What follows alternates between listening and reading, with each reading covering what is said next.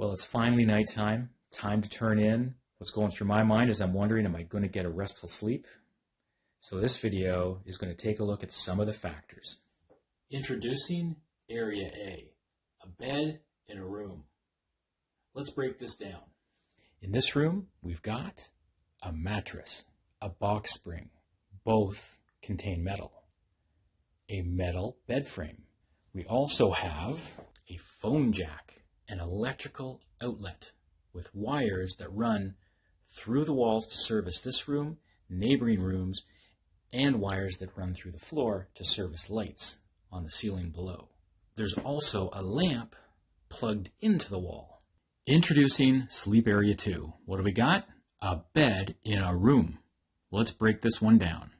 Take note, in this bed, we've got a completely solid wood frame, wood slats, a non-metal latex mattress, latex topper, and on top of that, a virgin wool topper. No metal. Now, the walls have outlets and they also have the Romex wires that run through them. However, all of that has been shielded.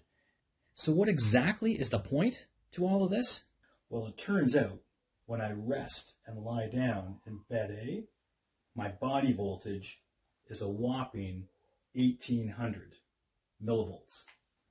If that's not enough, when I check dirty electricity in the walls, I'm getting readings close to 400. Where my head rests, the AC electric fields coming out of that wall socket and the wall wiring going into the bed and into my body and into my head is 39 volts per meter.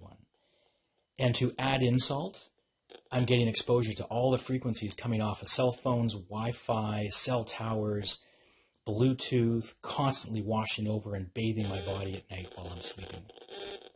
Whew, it's good to be back in room B. That was a lot of stress in room A. So now I'm hooked up to the body voltage meter, and this is quite interesting.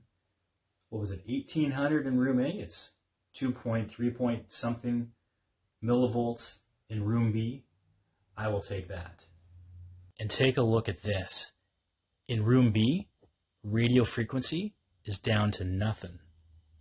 I've set it at high on volume to try and pick up any kind of noise from a cell tower, from Wi-Fi, and there's nothing at all in this room. And when I check the AC electric fields and I'm coming off the wall, non-existent, and that's right close to a plug. There's an outlet there.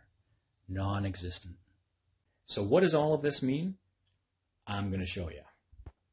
Say hello to my little friends, which are not cheap by any sense. So pointing out a few of these, we had measurements of 400. The houses had higher than that in terms of millivolts on the dirty electricity, and with certain filters we can get that down, and it should be below 50. This RF meter, it reads the radio frequencies, and we want to get that down to 0.1. In this room it's 0.4. That's not bad. It should definitely be less than 10. And what did we have? We had in the thousands in that other room. Now we've got this, the AC electric and magnetic fields meter, and these, what did we see in that one room? 30 to 40 volts per meter. And what we want to see in a room when we're sleeping is less than 1, which we had in room B. And of course, then we had the body voltage reading applied to the same meter. And we had, I think it was 1800 in one room, and in the second room it was under 5. And we want it to be basically under 10 for body voltage. And that's what we achieved. I encourage you to visit our website and learn more about these biological effects that have been linked to EMFs. For over a year, my sleep has improved markedly. No more restless legs, no more uncontrollable nightmares night after night, and no more waking up at 1 o'clock in the morning to a undetectable smart meter pulse or series of pulses. Prior to that, I was going downhill, health-wise. And since I made those changes, I've been on the upswing. Have questions? Care for a consult? Please reach out.